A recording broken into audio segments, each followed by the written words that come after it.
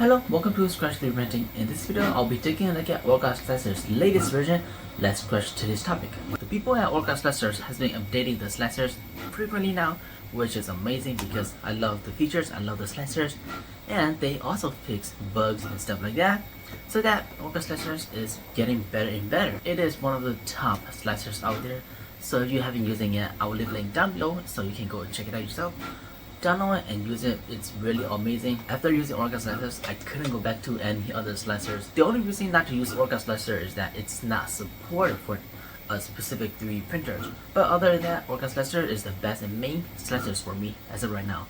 But not talking, let's go over to Orcaslicer and see what they updated. Now we are on GitHub. So this is version 2.3 release candidate for Orcaslicer.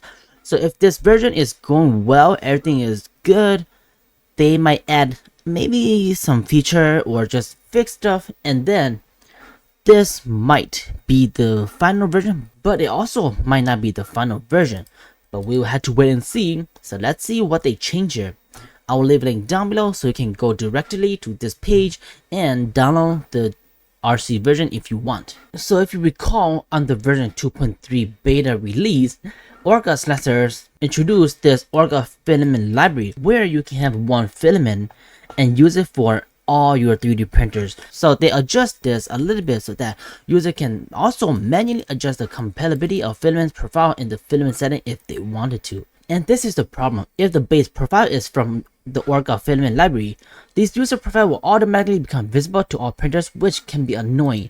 So they address this by ensuring that new users' profile diverges from the system profile from the Orca Filament library are now automatically set to be visible only to selected printer model, which is nice. This is a lot better, giving more control to the user so that they can select which 3D printers they want for which types of filament. Like the auto perspective is added here, so you can use that if you wanted to. And this also fixed this issue right here, which if you click the top for the view here, it's gonna glitch out like this.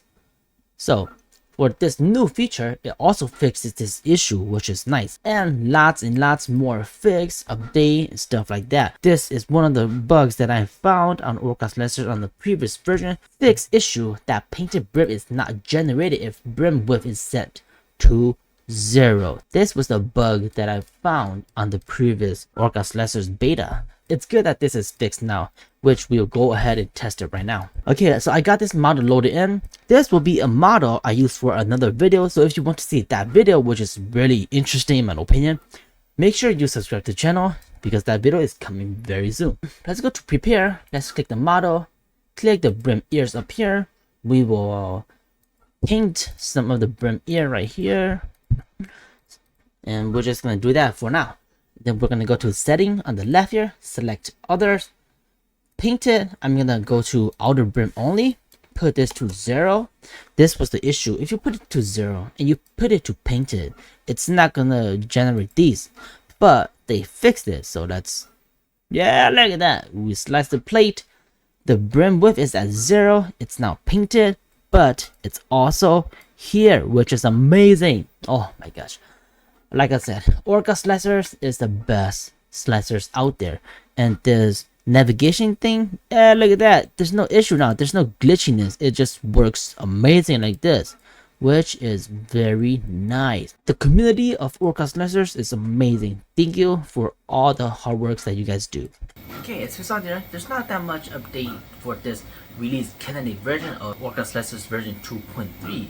It's just many fixes and a little bit of features here and there, but not like a major huge update of all these features, like many features stacked on top of each other, but it's just many fixes.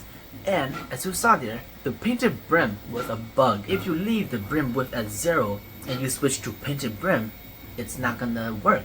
You need to put 1 and then change it to painted brim. But now it's fixed, and you just put 0, any numbers in there, change it to painted brim, and the brim that you painted on your 3D printed part will show up there.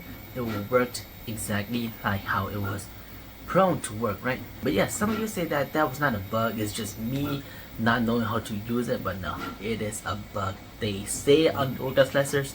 I am so hyped, ready for the full release of the version 2.3. So stay tuned by subscribing to this channel, because once that drops, I'll make a video covering all the new features, the bugs, the fixes and stuff like that, and I'll go through what they added to the fully release of the version 2.3. If you still have any questions, leave a comment down below, leave a like on this video, subscribe to the channel, and as always, keep on 3D printing.